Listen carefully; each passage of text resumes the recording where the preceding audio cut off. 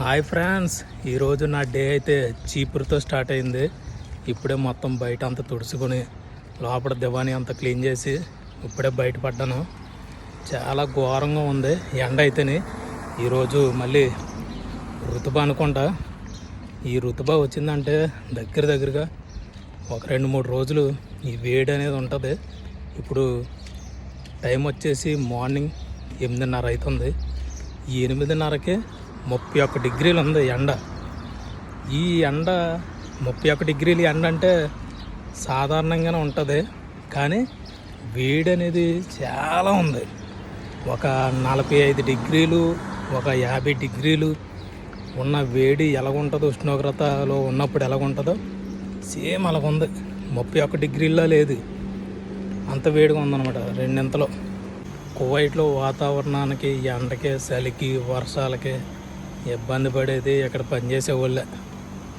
వీళ్ళైతే మంచిగా ఏసీల్లోనూ, ఇంట్లో ఉంటే ఏసీ, కారులో ఉంటే ఏసీ, ఫుల్ ఏసీ, చిల్లులో ఉంటారన్నమాట. ఇక్కడ మనమే ఇబ్బంది పడేది ఈ వాతావరణానికి. చాలా డేంజర్గా ఉంటుంది పరిస్థితి. ఈరోజు చాలా వేడిగా ఉంది. మొత్తానికైతే మన వ్లాగ్ అనేది స్టార్ట్ అయిపోయినాయి. ఇక టాపా టాపా టాపా టాపా ఓపుకుందనుకోండి, వదిలేస్తాను ఒకేసారి, లైన్గా వచ్చేస్తాయి షార్ట్ వీడియోలు. ఫుల్ వీడియో చేయాలా?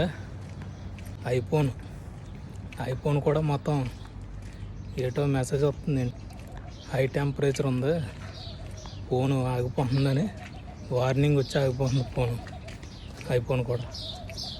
అంత డేంజరస్గా ఉంది వేడి అనేది. చూడండి ఎలా ఉంది వాతావరణం.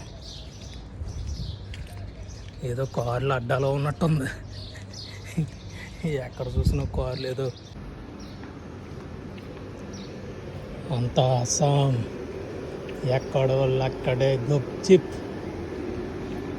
ఏసీలు వేసుకుని మంచిగా లోపల కూర్చొని ఉంటారు. 10-15 ఏసీలు ఉంటాయి ఒక ఇంటికి. 20 ఏసీలు కూడా ఉండొచ్చు. ఒకే హాల్కి, ఒక రూమ్కి 2 ఏసీలు పెట్టుకుంటారు. ఏసీలు వేసుకుని మంచిగా ఎవరి రూమ్లో వాళ్ళ, ఎవరింట్లో వాళ్ళు ఉన్నారు.